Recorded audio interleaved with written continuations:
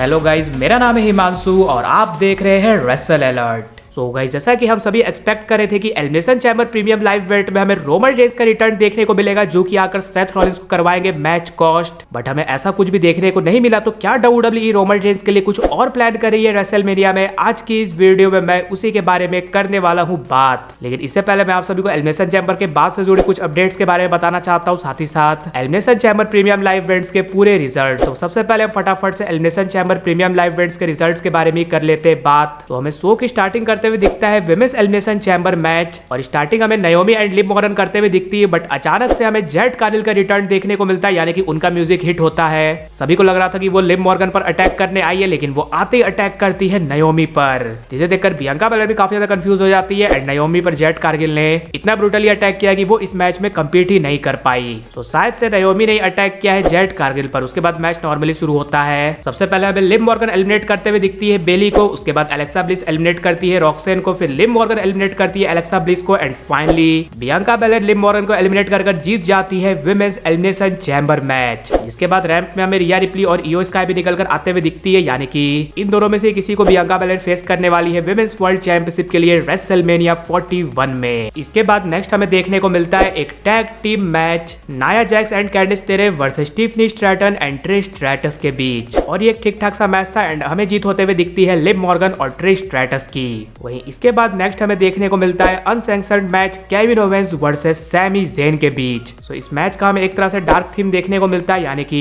WWE वाले इस match के लिए कुछ भी रिस्पॉन्सिबल नहीं है। और मैच के दौरान एक नहीं बल्कि कई सारे ब्रूटल मूवमेंट्स हमें देखने को मिले। केविन ओवेंस ने रेफरी पर भी किया अटैक, और एट द एंड हमें जीत होते हुए दिखती है केविन ओवेंस की। एंड मैच के बाद जब केविन ओवेंस अगेन अटैक करने जा रहे थे सैमी ज़ेन पर, देन हमें रिटर्न देखने को मिलता है दी वाइपर रैंडी ऑर्टन का, जिन्हें क्राउड की तरफ से काफी कमाल का रिएक्शन मिलता है। और वो आकर केविन ओवेंस को आरकेओ लगाते हैं। बट जब उन्होंने चेयर उठाया अटैक करने के लिए, देन फिर उनके दिमाग में आया उनका खुद का वेपन, यानी कि वो जाते हैं पंट किक के लिए। बट ऑफिशियल्स बीच में आ जाते हैं, जिसकी वजह से ये एग्जीक्यूट नहीं हो पाया। और जितने भी सिक्योरिटी गार्ड्स थे सभी को रैंडी ऑर्टन ने लगाया आरकेओ, जो कि एक कमाल का मूवमेंट था। वहीं इसके बाद फाइनली हमें देखने को मिलता है मेंस एलिमिनेशन चैम्बर मैच, और हमें स्टार्टिंग करते हुए दिखते हैं ड्रू मैकिंटायर और सेथ रॉलिंस। जिसके बाद फिर डैमियन प्रीस्ट की एंट्री होती है, फिर लोगन पॉल की, फिर जॉन सीना की, एंड सबसे लास्ट में सीएम पंक की। और हाँ, सीएम पंक के एंट्री से पहले Damian priest roll up pin कर एलिमिनेट कर देते हैं ड्रू मैकिंटायर को।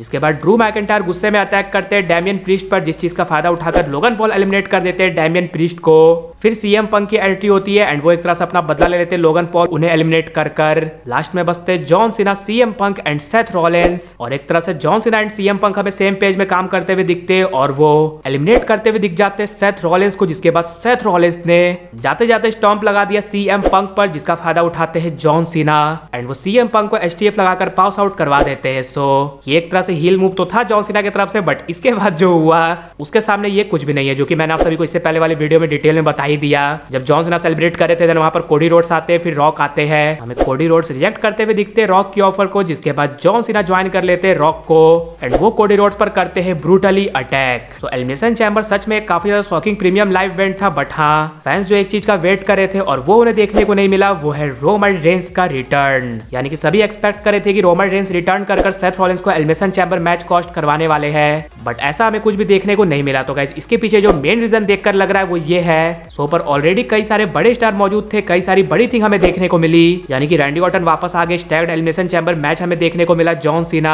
रॉक, कोडी रोड्स का शॉकिंग सेगमेंट देखने को मिला। तो अगर रोमन रेंस का रिटर्न होता, देन ये चीज उतना ज्यादा इंपैक्ट नहीं डालती। तो इस चीज को डब्ल्यूडब्ल्यूई ने शायद से आगे के लिए बचा कर रखा है। और हम सभी को पता है ये मार्च में होने वाली स्मैकडाउन के लिए तो रोमन रेंस को कर ही दिया गया है एडवर्टाइज। सो वो रेसलमेनिया का पार्ट तो होने वाले, बट हाँ, डाउट ये है कि उनका रोल क्या कुछ होने वाला है। देन अभी तो देखकर Roman Reigns versus Seth Rollins versus CM Punk के ट्रिपल थ्रेट मैच के ज्यादा चांसेस लग रहे, जिस तरह से सेथ रॉलिंस ने एलिमिनेट होने के बाद स्टॉम्प लगाया सीएम पंक पर। बट हाँ, अभी जो मेन सीन चल रहा है डब्ल्यूडब्ल्यूई में वो है John Cena, Rock and Cody Rhodes की स्टोरी लाइन। और आप सभी को बता दूं, एलिमिनेशन चैम्बर के बाद हमें प्रेस कॉन्फ्रेंस देखने को मिला। सबसे पहले तो जॉन सीना आते हैं, वो बिना बोले ही बस माइक ड्रॉप कर वहां से चले जाते हैं। उसके बाद रॉक आते हैं, वो बैठकर आराम से बातें करते कई सारी चीजों के बारे में, एंड मेन इवेंट में जो भी हुआ उस पर रिएक्ट करते हुए कहते हैं कि ये काफी ज्यादा फन नाइट था। तो बात कर ली जाए कि क्या इस चीज में रोमन रेंस की भी हो सकती है इन्वॉल्वमेंट, तो आप सभी को पता ही है अभी कोडी रोड्स बिल्कुल अकेले है, यानी कि उनके साइड पर कोई भी नहीं है। उनके against John Cena, Rock and Travis Scott है। तो हमें कोई ना कोई तो इस चीज में कोडी रोड्स की हेल्प करते हुए दिखने वाला है रेसलमेनिया तक। और देखा जाए तो अभी कोडी रोड्स के बेस्ट फ्रेंड जे उसो, सैमी जेन सभी कहीं ना कहीं इन्वॉल्व है। और बैड ब्लड में जो हमें टैग टीम में आते हुए दिखे Roman Reigns and Cody Rhodes, उसके बाद रॉक का हुआ रिटर्न, तो वो चीज लीड कर सकता है अभी के सिनेरियो से, यानी कि हमें कोडी रोड्स की हेल्प करते हुए दिख सकते हैं रोमन रेंस अगर मेन इवेंट सिनेरियो में रोमन रेंस इन्वॉल्व होने वाले। बिकॉज देखकर तो समझ में आ ही चुका है कि इस बार रोमन रेंस रेसलमेनिया को मेन इवेंट नहीं करने वाले।